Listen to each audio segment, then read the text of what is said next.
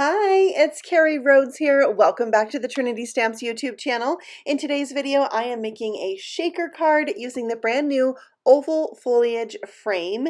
This is a gorgeous oval frame die cut. You can see it here. It has three pieces in this die set. I'm going to cut out the most detailed portion from a piece of white cardstock that is a A2 size, so you can see about how big it is. And this is a detailed die, so I like to have a tool on hand to help me get out all those tiny little fallout pieces that are cut in between those leaves, and it just gives us a lot of beautiful detail. I like to roll the brush on the front and the back of the die cut. It helps a lot. Next, I'm going to use the center die to cut the middle out of this, creating a window, and that's going to be the window for my shaker on this card.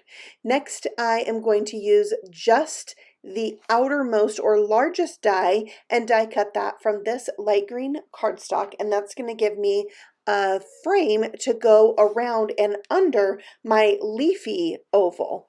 But I also would like to have an opening in this particular die, and I want it to line up exactly with the one that I have. And so I'm just going to use my pencil to trace the opening on here, and that's going to give me a guide to lay down my inner die and die cut out the center of the green piece. Now, you probably could just lay the die on there, nestle it in there, and die cut these two pieces together. I would totally try that. But here you can see that's going to be a guide for me to line this up, and then I will have my two pieces I can use together for my shaker. So there is the frame, and I'm going to test here and make sure that it lines up before I glue it down, and it did work really well.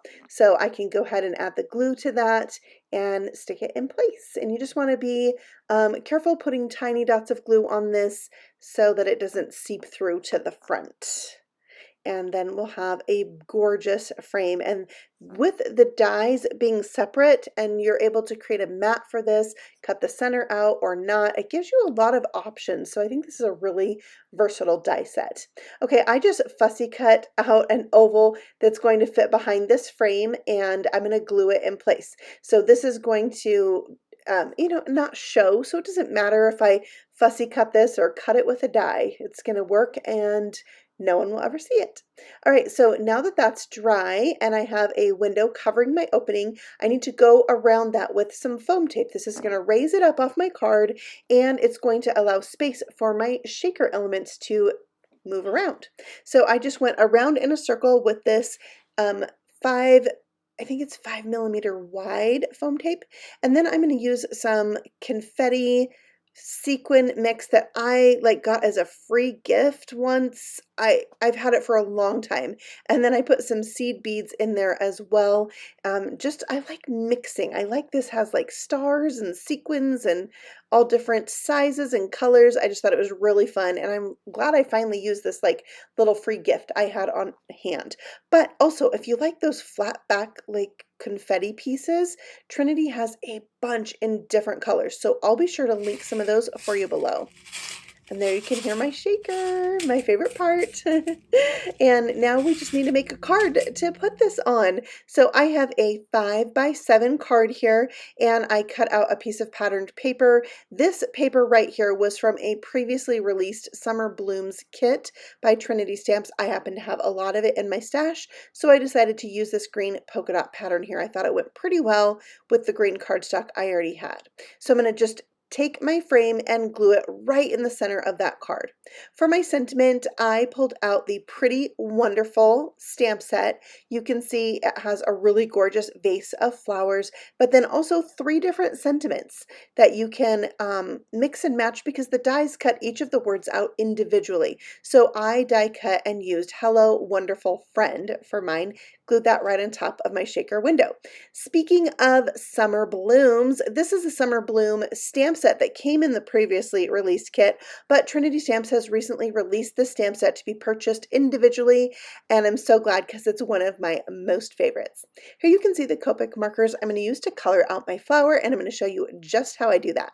So with R21, I'm going to add in my darkest areas or my shadows. So I'm keeping that on the inside of each of those petals, and then the outside will be highlighted or lighter than the inside, and so I'll use the lighter of my two colors to fill that in, and that marker is R20. So I'm just, as I get to the edge of the petal, I'm just laying down the lightest amount of ink, even leaving like a little white edge or highlight there. And I just think this flower is so much fun to color. I've made a ton of cards with this stamp set. All right, now I am putting in another layer or more shadow with the R21. I just really wanted to darken that out, and I love the result. For my leaves, I'm only using one marker, and that's G21. So on the right-hand side of the leaves, I am coloring one layer of ink. On the left-hand side.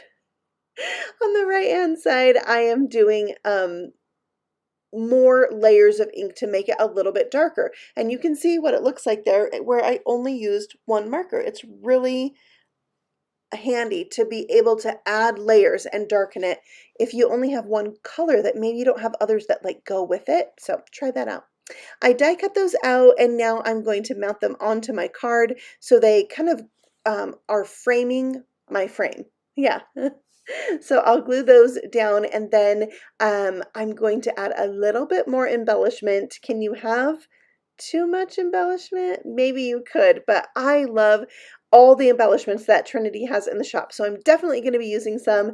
And speaking of the Summer Blooms kit, the gems I'm going to use are from that kit. I had a couple packages of these, and so I decided I needed to use them up, but they're really just rhinestones in different colors like pink and yellow and purple and clear. So I'm going to just stick those all around my blooms. They kind of went or matched really well with the confetti that I put on the inside of my card. So I guess today's card is kind of about using up stuff in your stash and even parts of a kit. If you've used the kit and still have like leftover pieces, it's good to break those out and use them again later, and it makes me feel so like resourceful, you know.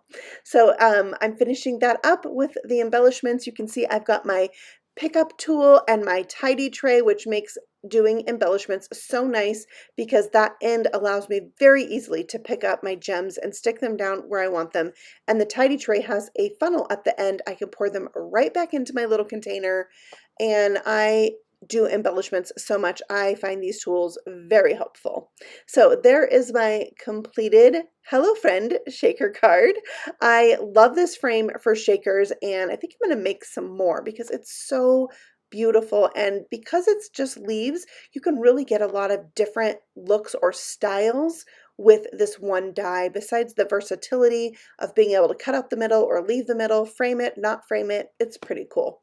All right, I thank you so much for stopping by the Trinity Stamps YouTube channel today. You can find more of our creations on Instagram and Facebook too, and I will see you all again next week with a new video. Happy stamping!